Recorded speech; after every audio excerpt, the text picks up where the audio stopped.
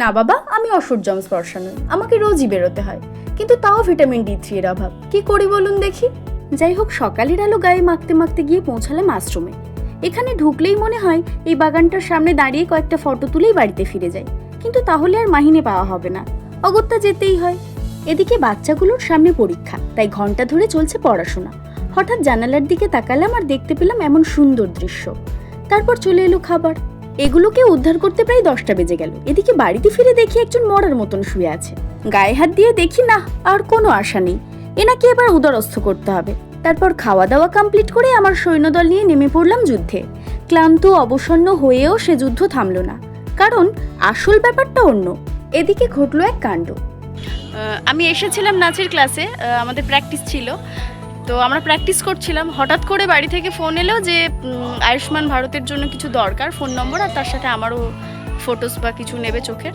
তো সেই জন্য হঠাৎ করে চলে যাচ্ছি। তো আমি চলে যাচ্ছি, সাথে আমার পুরো টিমটা চলে যাচ্ছে। এই যে ওখানে অনিশা, ওর পেছনে ঈশানী বসে আছে, আর এই যে সূচনা আর কথা। যাই হোক, সবাইকে নিয়ে একটু ঘোরাও হবে, আর তার সাথে কাজটাও হবে। তারপর ফিরে এসে আবার আমরা প্র্যাকটিস করব।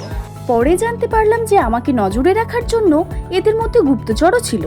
যাই হোক, সন্ধেবেলার কম্পিটিশনের জন্য কিনে নিলাম 1 বস্তা মুড়ি। তারপর ফেরার পথে জল নিতে গিয়েই দেখি অভাগা যেদিকে যায় সাগর শুকায় যায়।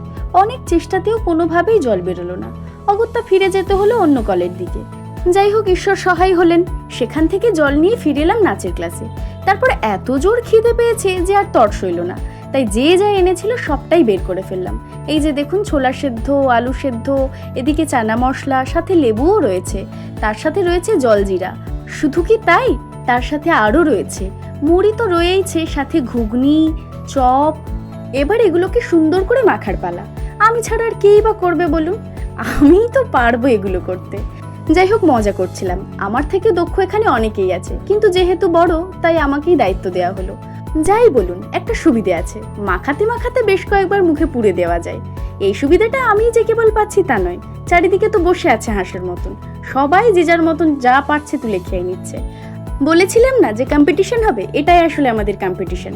মাখানোর মধ্যে যে যত পারে খেয়ে নিতে পারে।